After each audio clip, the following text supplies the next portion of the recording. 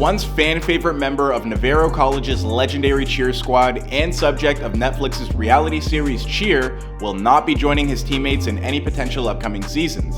Instead, Jeremiah Jerry Harris will spend the next dozen years inside of a prison cell. At one point, Jerry was most well known for his infectious positive attitude, but now that's most definitely changed because Harris has been sentenced on charges relating to the possession of inappropriate material involving children and exploitation of 5 minors. Alright man, look, when we talk about the dark side of fame and things like that, it really doesn't get much darker than this, with federal prosecutors claiming Harris is a serial child who enticed boys as young as 13 to send them explicit videos and photos. Dearie me, it's not the best time to be inside for hiding kids, is it? So how did Harris find himself in the spotlight of fame while at the same time committing some truly heinous acts hidden in the shadows? Well, you're about to find out on the dark side of fame.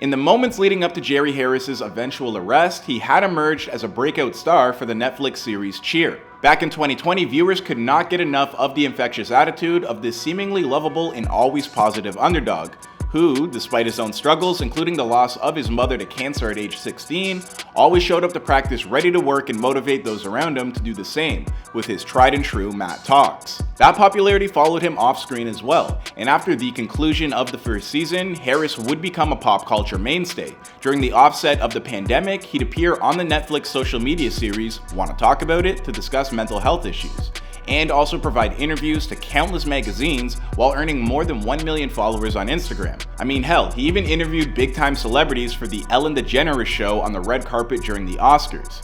Yeah, this guy was getting primetime television slots too.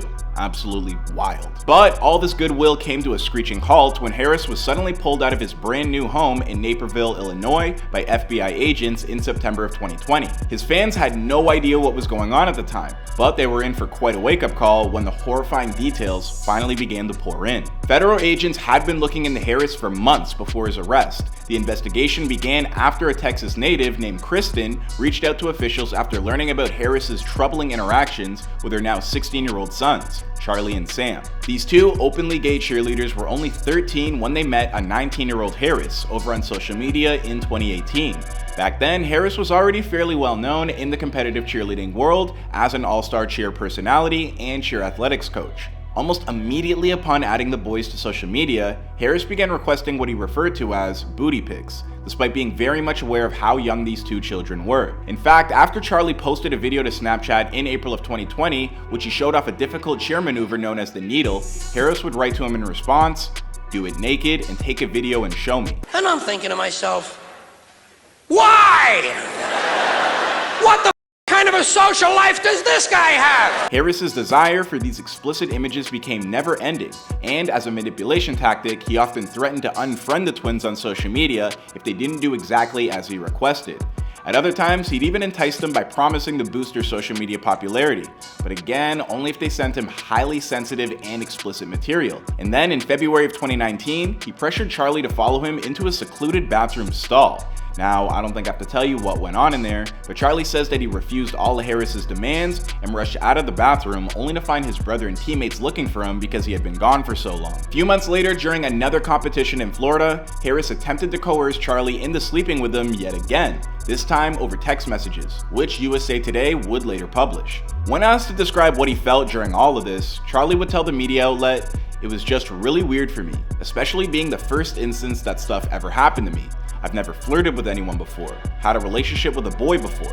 It was weird to me that was my first one." Only a few months after Cheer debuted on Netflix, the boy's mother discovered what was going on when she uncovered DMs and video Harris had been sending her sons, including footage of himself going, well, one-on-one with himself. I think you know what I mean. At first, Kristen said that she felt sympathy for Harris, having learned how difficult their childhood had been while watching Cheer.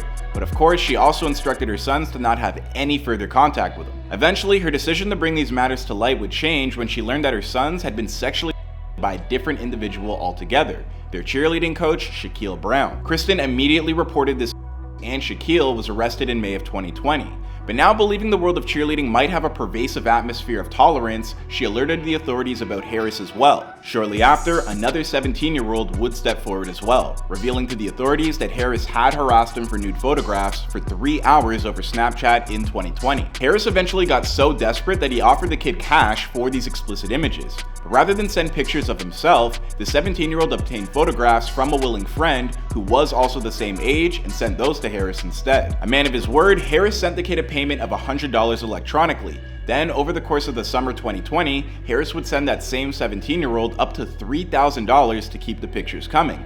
A few weeks later, Harris would be in federal custody. Although Harris was originally arrested on one charge regarding his interactions with the twins, due to the subsequent information that was provided by others, he was hit with fresh charges in December of 2020. During a voluntary interview with prosecutors, Harris would admit to the exchanging of nude photographs and videos on Snapchat with around 15 other minors.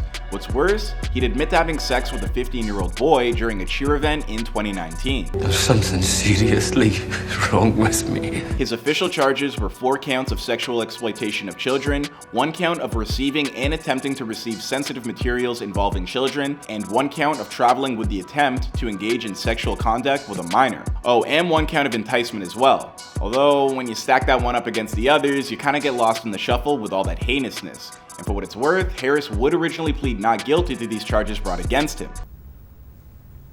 Totally disgusting.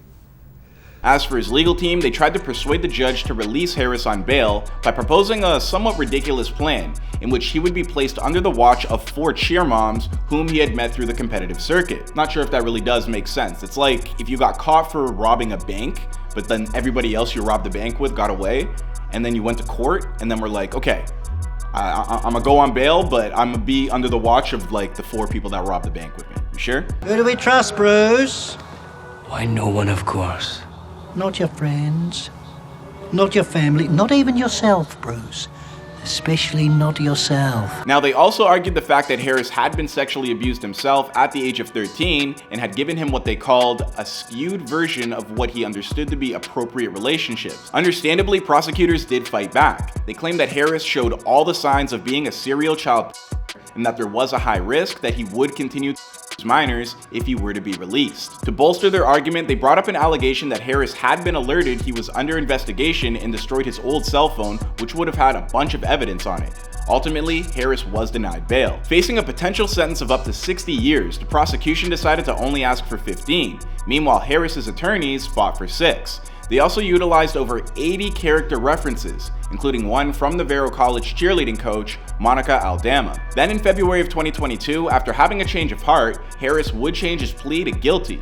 Months later, in July of 2022, this all concluded when a federal judge sentenced Harris to 12 years in prison for coercing teenage boys into sending him obscene material and soliciting sex from minors at cheerleading competitions. On top of that, Harris's sentence will be followed up by 8 years of court-supervised release. During his sentencing, the judge told Harris to consider the decision, an expression of seriousness of your crimes tempered with some hope that all is not lost for you or for your victims, and that in the future some healing can occur. Prior to learning of his sentence, Harris apologized to his victims by saying, "I am deeply sorry for all the trauma caused for you. I pray deep down that your suffering comes to an end. I'm not an evil person. I'm still learning who I am and what my purpose is." And while Harris may be kinda saying the right things here, a few months earlier, it was still kinda looking like he hadn't learned his lesson at all. During an episode of season 2 on Cheer that was entirely dedicated to Harris's unfolding story, it was revealed by his former coach that he had sent a letter where he didn't seem to be repentant and was daydreaming about his plans to become a motivational speaker in the future.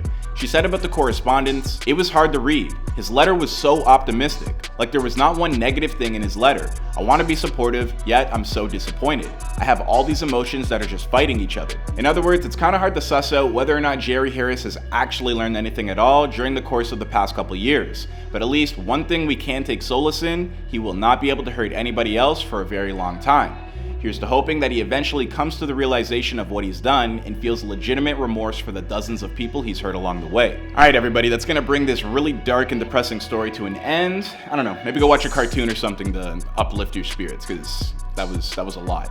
Anyways, please let us know what you thought in the comment section down below. Don't forget to like, subscribe, and turn on your notifications so you don't miss out on any further episodes in this series, like our looks into Drake Bell and Nakado Avocado. My name is Clyde Smith, and I'll see you guys in another video. God damn, that was dark. I'm so good at narrating bad, negative Shit, bro. I need to narrate murder mystery docs, bro.